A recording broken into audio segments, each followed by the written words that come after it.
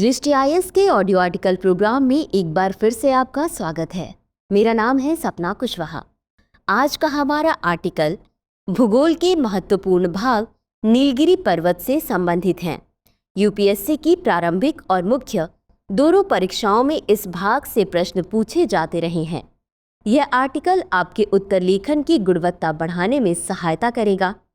इसमें टीम दृष्टि के इनपुट्स भी शामिल हैं। यह आर्टिकल सामान्य अध्ययन प्रश्न पत्र 1 के भूगोल खंड से जुड़ा है। तो आइए आर्टिकल की शुरुआत करते हैं।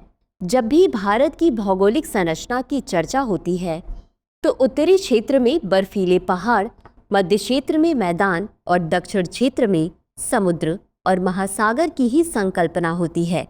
लेकिन ये सिर्फ इन क्षेत्रों का वृहद रूप है।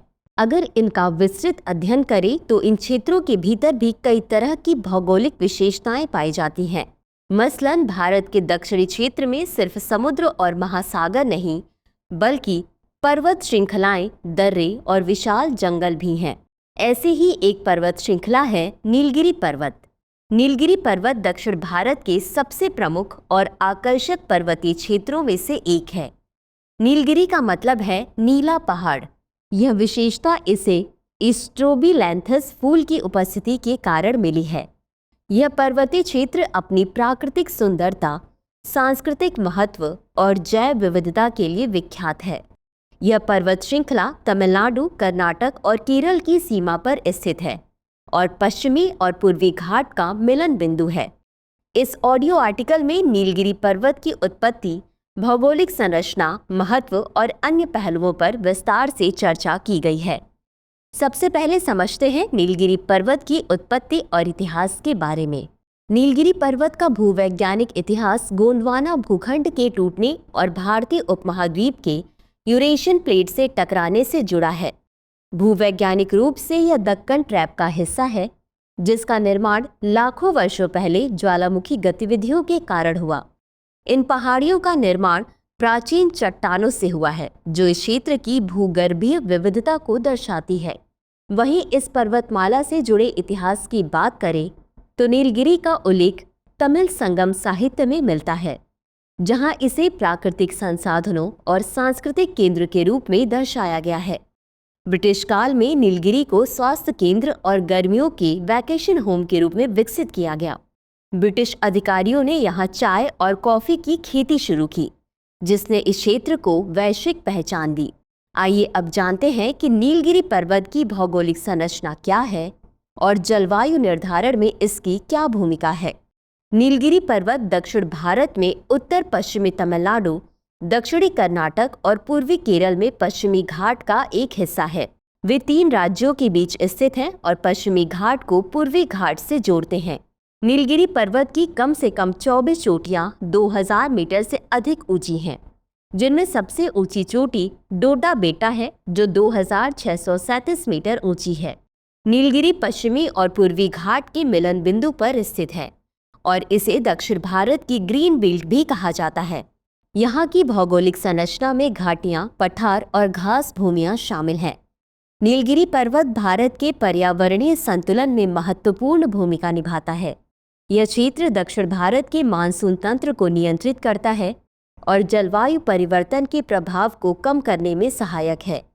यह क्षेत्र भारत के मानसून तंत्र को नियंत्रित करने में अहम भूमिका निभाता है। यहाँ की जलवायु समशीतोष्ण है, जो इसे कृषि और पर्यटन के लिए उपयुक्त बनाती है। भारत के दक्षिणी राज्यों में उच्च गुणवत्ता की कॉफी के उत्पादन में इस पर्वतमाला का विशेष योगदान है। यहाँ होने वाली मानसूनी बारिश कृषि और वनस्पतियों के लिए आवश्यक होती है। इसके अलावा यहाँ के जंगल मिट्टी के कटाव को रोकने और जल संसाधनों को संरक्षित करने में मदद करते हैं। नीलगिरी पर्वत से भवानी, मुथिरापुझा और चेरुथुनी जैसी नदियाँ निकलती हैं, जो इस क्षेत्र के जल संसाधनों का मुख्य स्रोत हैं। इन नदियों का उपयोग सिंचाई, पेयजल और विद्युत उत्पादन के लिए किया जाता है। इसके अलावा यह क्षेत्र मिट्टी के कटाव को रोकने और जलवायु संतुलन बनाए रखने में भी महत्वपूर्ण भूमिका निभाता है। नीलगिरी पर्वतमाला जैव विविधता के संरक्षण में भी महत्वपूर्ण योगदान देती है। आइए समझते हैं कि इस पर्वत श्रृंखला की जैव विविधता में क्या भूमिका है। नीलगिरी पर्वत जैव विविधता के मामले में भारत के सबसे समृद्ध क्षेत्रों में से एक है। यहाँ की जैव विविधता न केवल भारत के बल्कि विश्व के पर्यावरणीय महत्व को दर्शाती है। नीलगिरी क्षेत्र में शोल वन और घास भूमियां प्रमुख वनस्पति हैं। यह क्षेत्र नीलगिरी के पेड़ों, सिनकोना, चाय और मसालों की खेती के लिए प्रसिद्ध है। इसके अतिरिक्त यह क्षेत्र वन्यजीवों के लिए भी एक सुरक्षित आश्रय स्थल है। यहाँ नीलगिरी तहर, एशियाई हाथी, बाघ, गौर और जंगली सुअर जैसे दुर्लभ पशु पाए जाते हैं। यहाँ पक्षियों की भी कई प्रजातियां पाई जाती हैं। गौरतलब है कि पक्षियों में Nilgiri fly catcher, Malabar trogon और ब्लू बर्ड जैसी प्रजातियां प्रमुख हैं। यह क्षेत्र कई स्थानिक प्रजातियों का घर है जो केवल इसी क्षेत्र में पाई जाती हैं। इस पर्वतमाला पर नीलगिरी बायोस्फीयर रिजर्व स्थित है। इस बायोस्फीयर रिजर्व को यहाँ की जैव विविधता को संरक्षित करने के लिए स्थापित किया गया है। बता दें कि ये भारत का पहला बायोस्फीयर रिजर्व है। इसे यूनेस्को की विश्व धरोहर सूची में भी शामिल किया गया है। यह बायोस्फीयर रिजर्व स्थानीय जनजातियों के पारंपरिक ज्ञान और आधुनिक संरक्षण तकनीकों का संगम है। आइए अब नीलगिरी पर्वत के सांस्कृतिक और आर्थिक महत्व को समझते हैं। नीलगिरी पर्वत सांस्कृतिक और आर्थिक दृष्टि से अत्यंत महत्वपूर्ण है। यह क्षेत्र टोडा, कोटा, कुरुम्बा और इरूला जैसी जनजातियों का निवास स्थान है। इन जनजातियों की पारंपरिक वेशभूषा, संगीत और हस्तशिल्प नीलगिरी की सांस्कृतिक धरोहर का हिस्सा है। टोडा जनजाति के घरों और मंदिरों की विशिष्ट वास्तुकला इस क्षेत्र को एक विशिष्ट सांस्कृतिक पहचान प्रदान करते हैं। वहीं इसके आर्थिक योगदान को देखा जाए तो आर्थिक दृष्टि से नीलगिरी क्षेत्र कृषि और पर्यटन का केंद्र है। यहाँ की चाय और कॉफी की खेती अंतर्राष्ट्रीय स्तर पर प्रसिद्ध है। नीलगिरी चाय को विशेष पहचान और जीआई टैग प्राप्त है। इसके अलावा इस क्षेत्र में कुछ विशिष्ट मसालों की भी खेती होती है। इसके अलावा पर्यटन भी नीलगिरी की अर्थव्यवस्था में महत्वपूर्ण भूमिका निभाता है। ऊटी और कुन्नूर जैसे स्थान पर्यटकों के बीच बेहद लोकप्रिय हैं। यूनेस्को की विश्व धरोहर सूची में शामिल नीलगिरी माउंटेन रेलवे यहाँ का एक प्रमुख आकर्षण है। लेकिन इस पर्वतमाला को वर्तमान में कुछ पर्यावरणीय चुनौतियों का भी सामना करना पड़ रहा है, जो इस क्षेत्र की भौगोलिक और जैविक विविधता को प्रभावित कर रही है। आइए जानते हैं कि ये चुनौतियाँ कौन सी हैं। यह क्षेत्र कई पर्यावरणीय चुनौतियों का सामना कर रहा है। वनों की कटाई, बढ़ता शहरीकरण और जलवायु परिवर्तन यहाँ की जैव विविधता पर नकारात्मक प्रभाव डाल रहे हैं।